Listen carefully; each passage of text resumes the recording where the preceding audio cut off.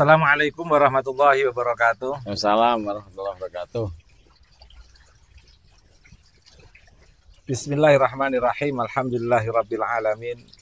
Allahumma shalli ala sayyidina wa maulana Muhammadin abdika wa rasulika nabiyil ummi wa ala alihi wa sahbihi wa barik wa sallim tasliman katsira bi qadri azamati dzatika fi kulli waqtin wa hinin. Rabbi shrah li sadri wa yassir li amri wahlul 'uqdatam min lisani yafqahu qawli, amma ba'd.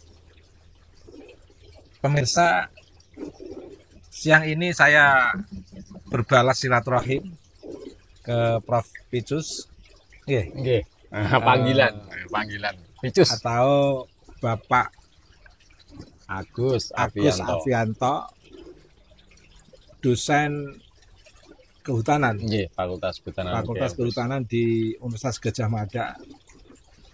Ya, ini namanya ilmu yang tidak ada hegemoni di antara kita. Sampun sudah lama ya Gus ya, Enggak, soal terakhir saya soal terakhir 2018. 2018 ya, 2018 itu yang ada cerita lucu itu, Bu. Nanti diceritakan nanti, Pak. Jadi kalau dulu yang disoan itu kiai. Kalau sekarang kiai harus soan profesor, harus soan akademisi. Waduh. Sehingga kiai zaman sekarang itu beda dengan kiai zaman dulu. Kiai zaman sekarang itu harus egaliter, menjalin diskursus dengan semua lapisan masyarakat, baik dalam lapisan masyarakat umum maupun lapisan masyarakat khawasul khas.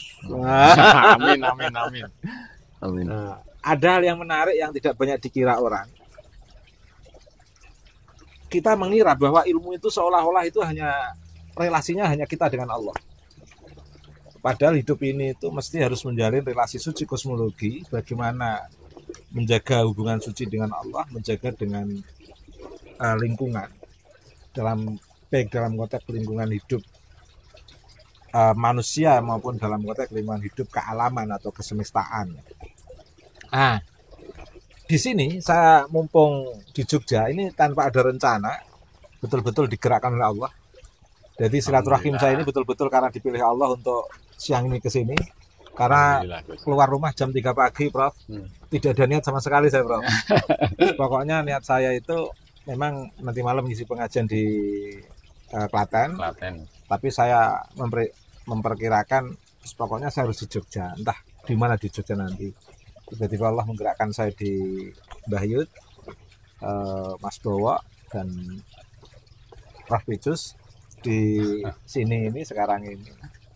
Tentu ada konsep hubungan antara tauhid dan kemanusiaan yang dijembatani dengan fenomena kesemestaan dan kealaman. Beliau ini di kehutanan UGM sekaligus sebagai pelaku tarekat atau suluk kealaman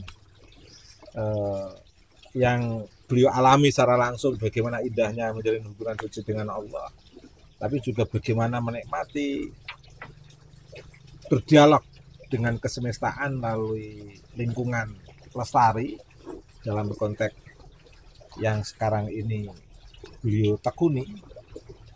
Barangkali di sana ada pengalaman-pengalaman yang memiliki spirit sehingga bisa menjadi nilai spiritualitas kita semuanya, Prof. Nah, monggo, Prof, disampaikan, Prof. Sambil ngopi saya, Prof, ya. Nah. Gus, saya juga izin ngopi ngerokok nih. Cuma sebelum saya cerita yang lain-lain, Gus. Kan panjenengan jauh-jauh dari Rembang, gitu. Jauh-jauh dari Rembang. Nah, saya kalau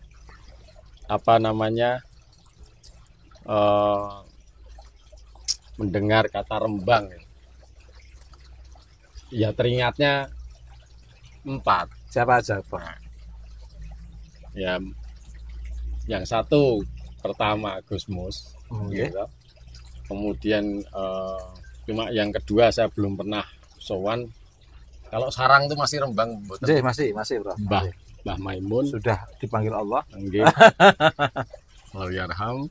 Kemudian Mas Ubaid. Nah, wah, Mas terhitung Ubaid, saya. Mas Ubaid. Kemudian yang keempat Mbah Zainal. Mbak Zainal Mbak Ma'arif. Zainal Iya. Ma'arif. Nah, Ini Mbak Zainal Ma'arif nanti ngelihat ini, karena nanti ini Mbak- publish ini. Mbak Zainal Ma'arif. Iya, Nah, iya, iya. pasokan terakhir nih kok Mas Ubaid. Iya, iya, gimana, Prof? Itu saya Mbah Nyut Pak Mung itu kan sebelumnya sowan ke tempatnya Gus Mus. Gus Mus. Iya, Mbak Mus.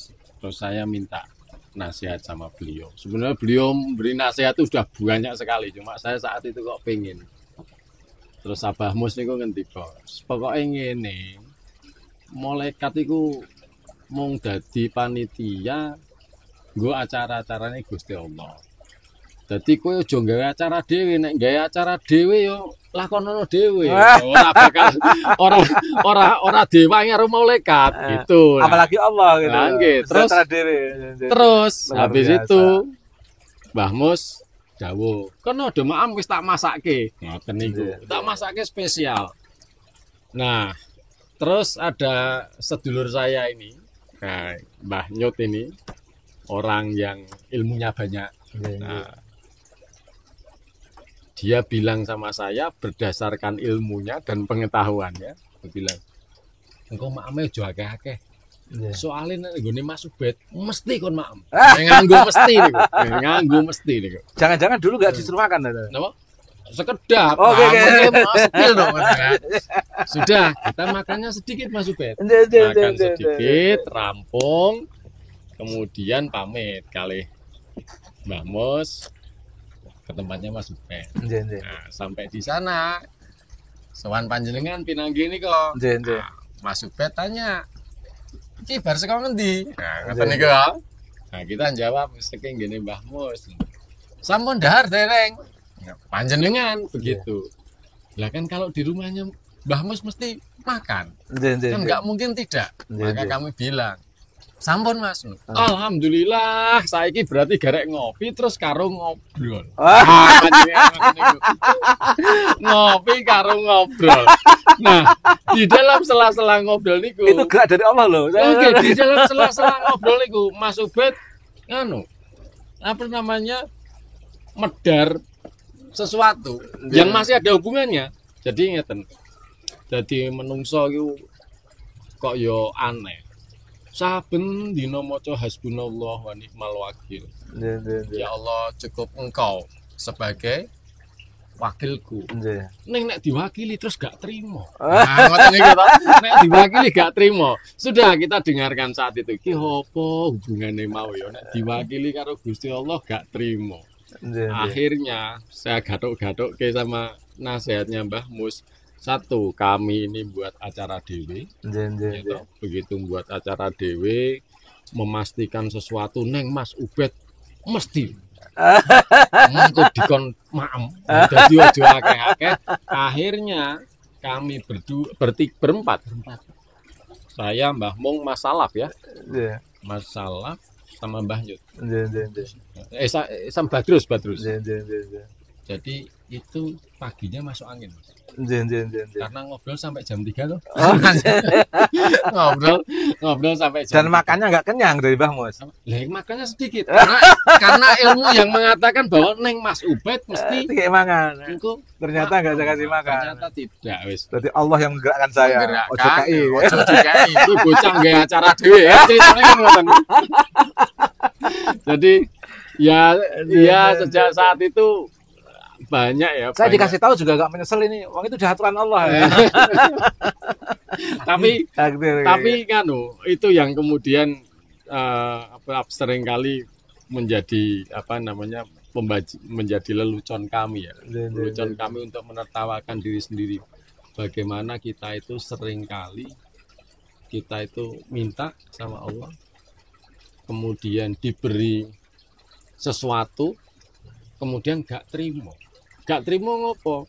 Karena kita melihatnya pakai ukuran-ukuran kita sendiri. Nah, contoh yang lain Mas Ubed, hubungannya mungkin sama pengembaraan saya. Saya itu pernah diajak mancing. Saya pernah diajak mancing. Yang saya itu sebenarnya nggak bisa mancing. Tapi karena rasa gak penak, mau dijak mancing kok ya wegah. Akhirnya saya berangkat. Kemudian mancing. Yang namanya nggak bisa mancing, kan nggak dapat Mas Ubed. Itu di daerah Bakau. Daerah Bakau gitu. Mancing mung dicokoti nyamuk, hanya digigitin nyamuk. Akhirnya saya merokok karena nggak dapat ikan, saya ngelihat ke bawah gitu. Nah, itu di daerah mangrove, daerah Bakau. Kemudian saya tuh lihat apa namanya, ombak gitu ya. Ombak datang dan pergi, datang dan pergi. Kemudian kok ada yang menarik. Jadi kalau bakau itu kan tumbuhnya pasti di daerah berlumpur. Nah, logikanya kalau kena air, mesti kan airnya keruh. Tapi begitu air datang, kemudian sebentar kemudian kok airnya sudah jernih lagi.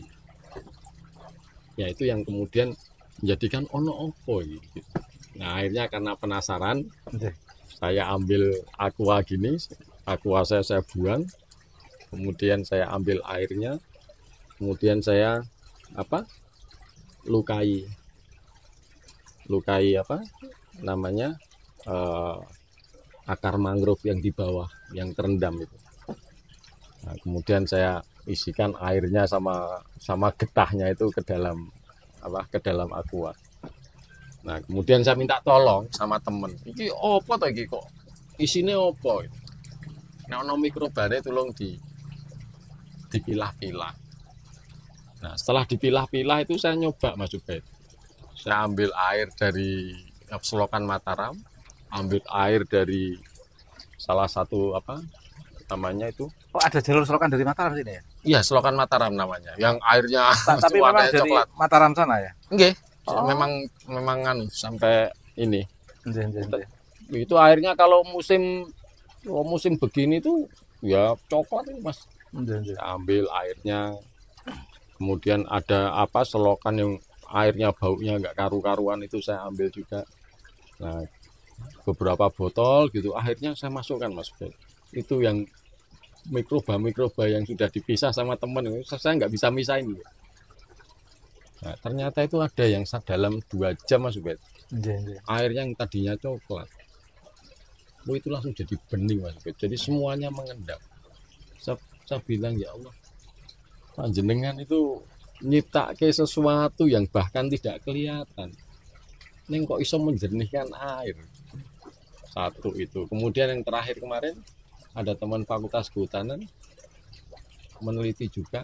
Jadi ada mikroba itu yang di dalam mangrove itu ternyata dia mengikat timbal. Jadi pencemaran itu diikat sama dia. Jadi airnya itu relatif bagus kualitasnya. Saya bilang ya Allah luar biasa. Ada hal yang bisa itu kan saya bahasakan secara filosofis kan sebuah bentuk keadaan loh. Keadaan yang ditemukan oleh Prof. Avianto, lengkapnya siapa?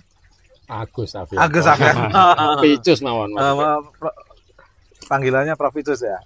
Ah, ada nggak sebuah keadaan yang ditemukan oleh Prof Picus yang di situ membentuk satu titik kesadaran relasional secara kosmologis, membentuk kesadaran hubungannya dengan Allah dan kealaman yang memunculkan sebuah nilai kehidupan yang berarti dan menarik untuk membentuk sebuah spirit kehidupan. Ya, kalau saya diceritakan sebenarnya banyak Mas Ubed. Yang pertama saya kan sering berhubungan dengan bibit. Nah, panjenengan di depan itu tadi lihat bibit.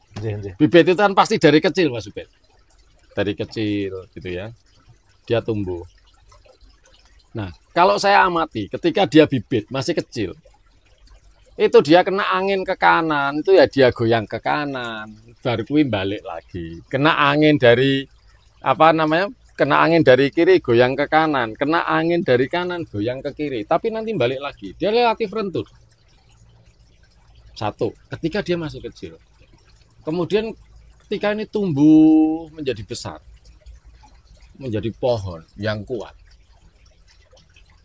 dia menentang angin Mas Ubed. Ono angin di angin. Aku itu sudah kuat.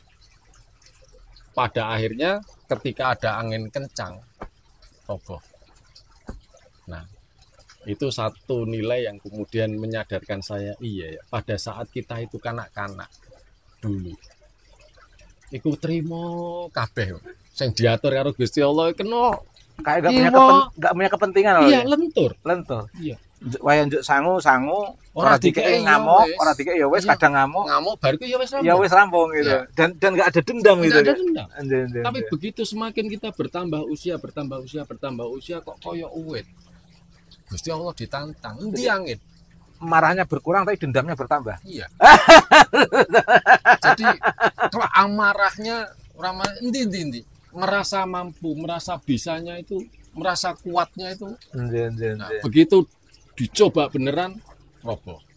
Satu. Jadi kehendaknya itu bukan kehendak yang mengalir, tapi kehendak yang penuh ego. Tapi kalau anak-anak itu kan punya kehendak, tapi kan kehendaknya mengalir. Iya. Pengen kehendak marah saja. Barbar. Rampung.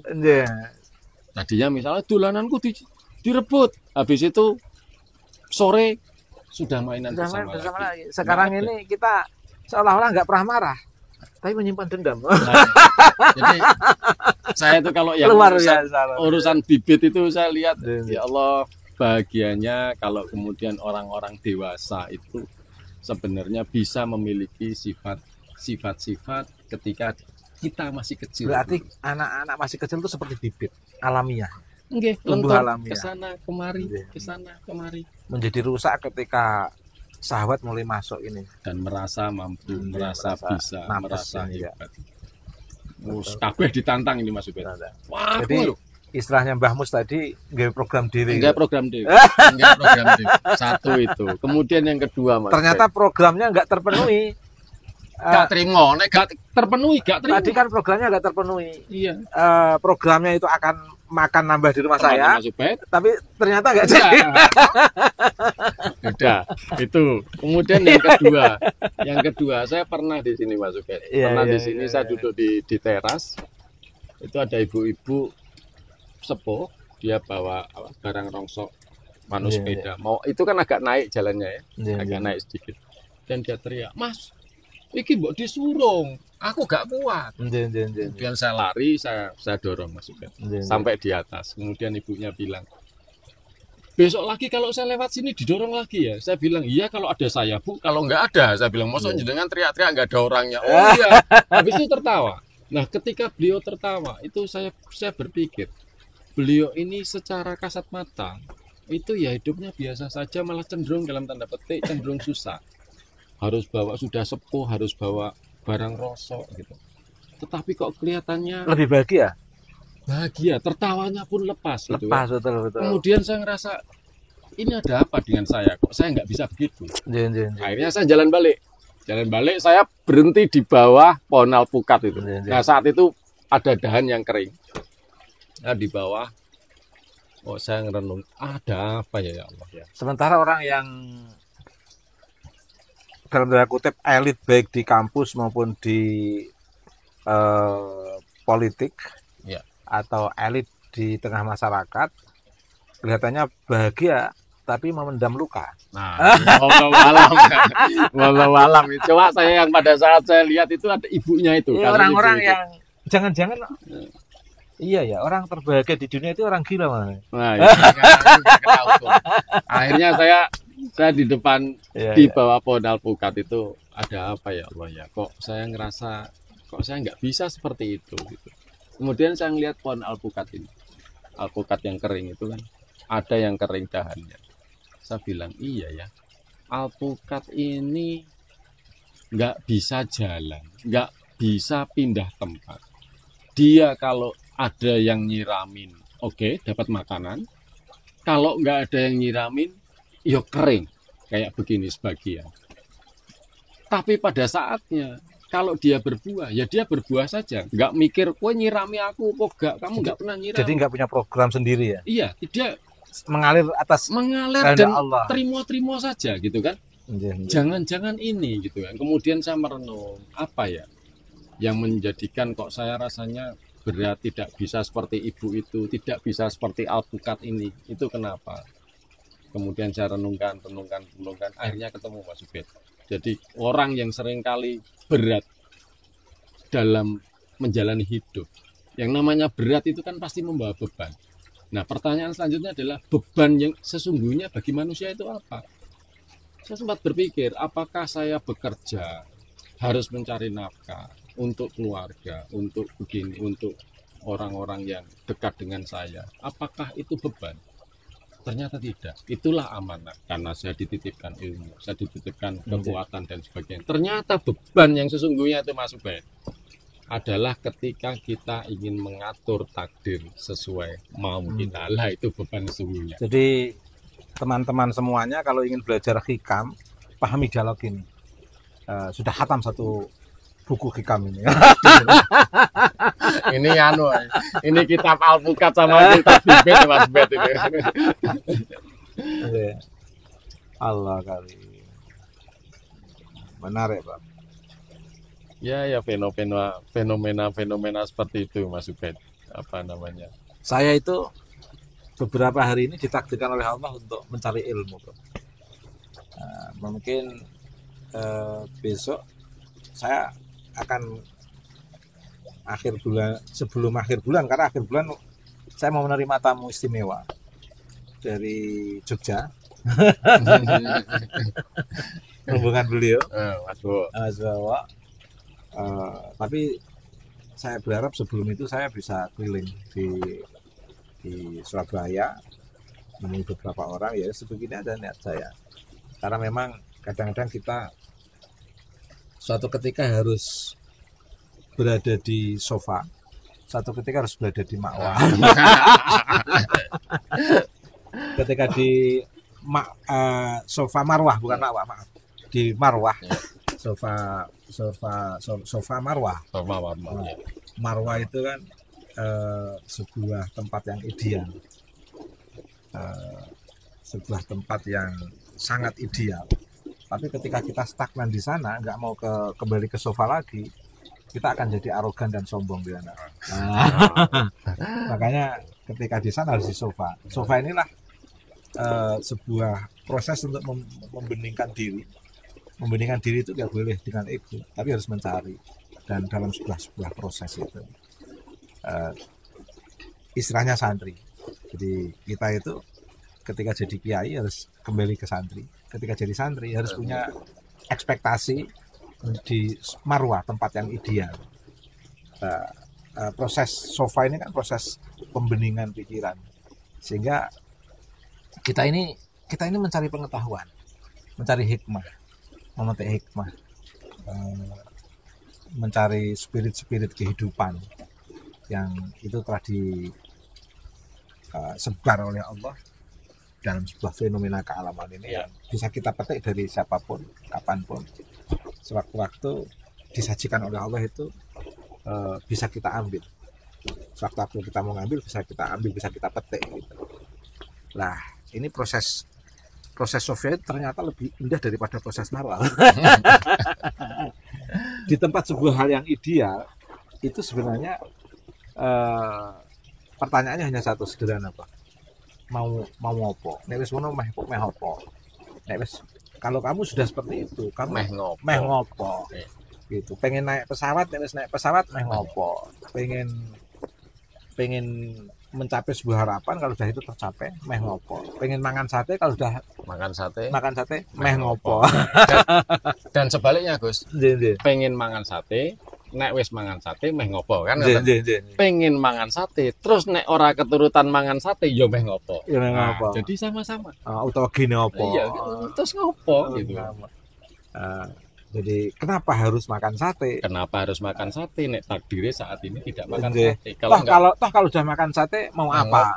Ya. Nah, ketika nggak makan sate, mengapa harus digelisahkan? Iya, gitu. Mengapa harus digelisahkan? Sebenarnya pantulannya itu hanya pantulan dirasa, Pak. Dirasa. Makan sate nikmat juga dirasa, tidak makan sate nikmat juga dirasa. Sehingga orang punya mobil 6, kalau masih tetap stres pikirannya, berarti kan belum terasa, belum merasakan hakikat kehidupan. Iya. Sehingga masih kurang berarti dia. Belum ngerasake mobil 6 kuwi enak kan gitu. Aji rasanya itu belum bisa tertangkap dari Allah. Nah, berarti kan dia miskin, Bang. Apa? Dia miskin berarti. Punya mobil 6 tapi aji rasanya belum tertangkap. Miskin rasa. Miskin rasa. Miskin rasa, tapi harta banyak. Nah, jadi sebenarnya kaya dan tidak itu terletak pada rasa. Ada pada rasa. Sehingga orang ketika menyukai sesuatu dengan penuh rasa cinta, dengan kondisi keadaan dan seperti apapun, dia tetap bahagia. Iya, itu kan seperti kan itu Mas Bet. Kalau istilahnya saya itu kalau ngomong itu kan kayak, oh ya, belum berapa lama ini ada mahasiswi yang tiba-tiba menangis. Dia mau skripsi, tiba-tiba menangis. Saya pikir masalah skripsinya, ternyata tidak, Mas Ubed. Jadi dia menangis karena diputus sama pacarnya. Diputus sama pacarnya, kemudian dia bilang, saya kok kelihatannya nggak bisa lagi tinggal di Jogja, saya harus keluar dari Jogja. Kan bahaya ini, wong dia kuliahnya di Jogja. Kemudian saya bilang, duduk dulu, duduk minum. Kemudian saya bilang, saya mau tanya, kamu cinta sama pacarmu yang mutusin kamu itu? Ya cinta, Pak. Cinta ya. Kalau orang cinta itu bagaimana toh? Kalau orang cinta itu kamu pengen dia bahagia atau pengen dia susah? Atau pengen dia sedih? Ya pengen dia bahagia. Ya pengen dia bahagia kan. Nah pertanyaan saya selanjutnya adalah, kalau dia bahagianya tidak sama kamu, tapi sama orang lain, kamu bahagia nggak? Ya enggak, saya maunya sama saya. Dia bilang gitu. Kemudian saya bilang, nah pertanyaan selanjutnya, itu namanya kamu mencintai dia atau mencintai keinginanmu sendiri untuk bersama dia? Habis itu dia tertawa ngakak, iya ya bodohnya aku, kata dia.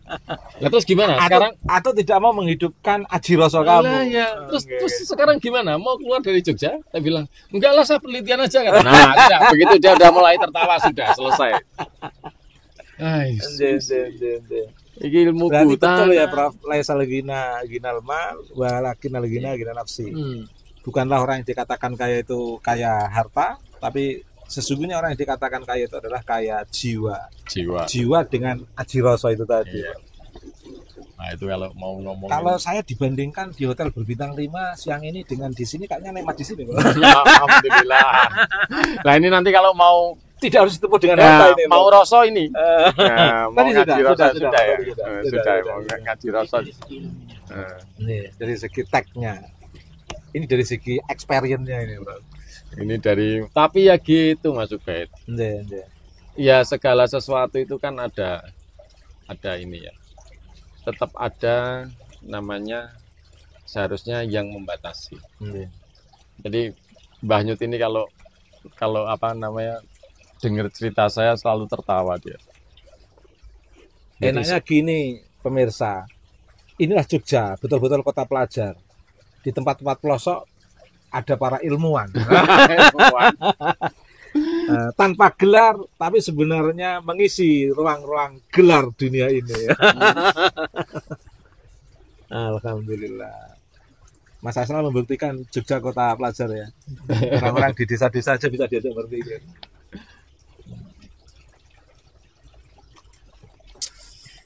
Alhamdulillah. Ya, cerita-cerita gitu itu banyak. Mas Ubed, saya juga dulu itu saya pernah pada masa yang saya tidak bisa mengendalikan anggota tubuh saya. Kalau melihat orang yang secara fisik terlihat tua dan apa namanya susah. Nah, saya pernah suatu saat itu saya melihat seorang tua mendorong gerobak sampah dan kelihatannya dia habis kena stroke nih Mas Ubed. Nah itu saya otomatis berdiri Mas Ubed. Saya lari. Saya minum Prof. Saya lari. Saya kasih uang 50.000, satu-satunya uang yang saya punya saat itu. Niki kagem panjenengan. Kemudian malam harinya Mas Ubed, saya lapar. Dan saya tidak bisa makan gara-gara uang itu semuanya saya berikan pada saat siang hari. Pertanyaan saya adalah, ya Allah, Aku ini kan berbuat baik. Masa engkau biarkan saya lapar? Nah, kemudian saya cari-cari lagi, akhirnya ya ketemu Mas Beb. Jadi saya tidak bisa mengkontrol gerakan tubuh. Itu ternyata ada dendam masa kecil saya. Saya pernah ngelihat ibu itu dimarahin seorang rentenir. Kemudian pada saat saya melihat itu, kemudian saya bilang, ya Allah, kelak kalau saya punya uang, saya tidak akan memperlakukan orang tua seperti itu. Nah, orang tua ternyata itu ditagih terus. Jadi begitu ketemu sampai pada titik itu, Mas Ubed, saya bilang, ya Allah, ternyata hal baik yang saya lakukan itu bukan karenamu ya Allah, tapi karena menjalankan dendamku ini. Astagfirullah. Baru ketemu. Setelah itu baru. Dan ini kan terjemahan dari apa yang dikatakan oleh Mbak Mus tadi. Duwe program dewe. Saya bilang ya Allah. Iya. Ternyata di program dewe itu gak enak, Bro. Gak enak. Dan kalau secara logika nggak mungkin Mas Ubed. Mau saya berbuat baik kok kemudian dibiarkan saya lapar. Tapi itulah cara Allah ngasih tahu. Saya teringat zaman kecil, Bro. Zaman kecil kan nggak ada model sangu zaman kecil saya. Sekolah sangu kan zaman sekarang, Mas Bowo. Zaman kecil saya itu kalau ada sangu saya pakai jajan, kalau nggak ada nyari kelenteng kapuk itu. Kelenteng kapuk itu kan kapuk randu. Ya randu dibakar kan enak, Bro. Cik-ciknya sekarang itu. Cik-cik. Luar biasa. Zaman kecil tuh kayak mengalir itu loh, Bro. Iya lah. Zaman kecil kita hampir semuanya nerima ya Mas. Iki trimo. Saiki. Mengapa ngincengnya anak kecil ke sungai, orang-orang yang sedang mandi telanjang itu nggak dosa? Karena nggak punya kepentingan, Bro. Nah, ada kepentingan toh ya. Nah, kita ini udah dewasa, nggak pengen nginceng, pikirannya nginceng terus. Iya. Ya, padahal sama saja itu. Sama saja sebenarnya, masalah ya Karim. Luar biasa. Oke, Bro. Sebagai penutup saya mau melanjutkan perjalanan. Saya mohon nasihat dari Prof. Ijo. Waduh, Gus ini enggak nganu. Nasihati saya, Bro. Mboten sakit saya. Aji rasa saya pengen minta nasihat ini. Siapa itu? Iya, permintaan dari siapa itu? Monggo, Bro. Saya dinasihati, Bro. Nggih, nganu Gus. Apa namanya? Kalau saya sekarang Gus, saya nggak berani nasihati panjenengan. Saya memohon ini, Bro. Saya memohon. Hidup itu harus minta nasihat, Bro. Jangan selalu menasihati, Bro. Kalau saya nganu Gus, ya saya itu tidak ingin dan sekarang masih belajar bagaimana setiap saat saya tidak ingin berada pada kondisi maju kena mundur kena, Gus. Ya, maju kena mundur kena seperti film itu. Kenapa? Karena seringkali ketika kita mau melangkah itu, Gus, memang pada saat kita akan melangkah kita harus berpikir. Tapi seringkali ketika misalkan pikiran dalam tanda petik itu tidak lurus nanti ya dengan rasa, dengan sifat yang kita gitu. Seringkali akan muncul rasa was-was, khawatir, takut, jangan-jangan nanti begini, jangan-jangan nanti begini. Kalau nanti jadi begini bagaimana? Benar, semuanya dipikirkan. Tetapi jangan sampai kemudian pikiran itu menjadikan kita takut melangkah ke depan. Maju kena. Mundur kenanya di mana? Mundur kena ketika saya melihat ke belakang. Ada hal-hal yang tidak saya sukai dalam tanda petik berdasarkan nafsu saya. Sesuatu yang terjadi yang tidak sesuai harapan saya. Kemudian menjadikan saya sedih, menyesal. Kok dulu aku begini, kok dulu aku begini. Nah, dua hal itu seringkali menjadikan kita lupa bahwa yang namanya hidup itu adalah detik ini. 1 detik lagi sudah saat ini. 1 detik lagi juga saat ini. Sehingga kita lupa bersyukur bahwa saat ini kita masih diberi karunia, kesehatan, Islam, iman, akal, pikiran, jasmani, rohani yang baik oleh Allah. Jadi saya sekarang masih berusaha itu, Gus. Bagaimana kemudian kalau ke depan, ya segala sesuatu saya pikirkan, kalau mentok, gimana ya Allah ya? Gimana ya Allah ya? Tapi kalau yang ke belakang, ya sudah ya Allah. Hamba pernah salah, ampunkan hamba, bawakan aku ke jalan takdir yang baik dan benar untuk dunia dan akhirat, jasmani dan rohani, lahir batin. Ya sudah. Begitu saja sehingga harapannya nanti pada saat menjalani hidup itu bisa seperti bibit itu, Gus. Lentur. Nggak punya program sendiri. Nggak program TV. Anjing. Masih berusaha gitu, Gus. Ngikuti program Allah aja. Manut, ditarik kemana aja. Sendiko dawuh. Baik, makasih Prof. Saya banyak ilmu. Semoga lain kali saya bisa silaturahim lagi ke sini. Amin, Mas amin, Bowo. amin. Dan kita bisa lebih luas lagi silaturahim ke teman-teman Prof Picuk yang punya perspektif cultural, kultural, alamiah, tidak punya program sendiri, sehingga kita lebih banyak bisa dialog dengan mereka-mereka. Amin, amin, Gus. Saya berharap bisa dikenalkan Prof Picuk dengan teman-teman yang punya perspektif yang sama untuk menghidupkan Aji Roso dengan berbagai profesi masing-masing, dengan berbagai status yang dibuat oleh orang, bukan status yang dibuat oleh dia. Dengan basis status yang dibuat oleh Allah, yaitu ibadah sebagai hamba yang beribadah. Minallah ma'allah ilallah. Baik, terima kasih pemirsa, semoga bermanfaat, berkah Prof Picuk untuk kita semuanya. Bapak Agus Afianto. Malah aneh Agus Afianto. Assalamualaikum warahmatullahi wabarakatuh. Waalaikumsalam warahmatullahi wabarakatuh.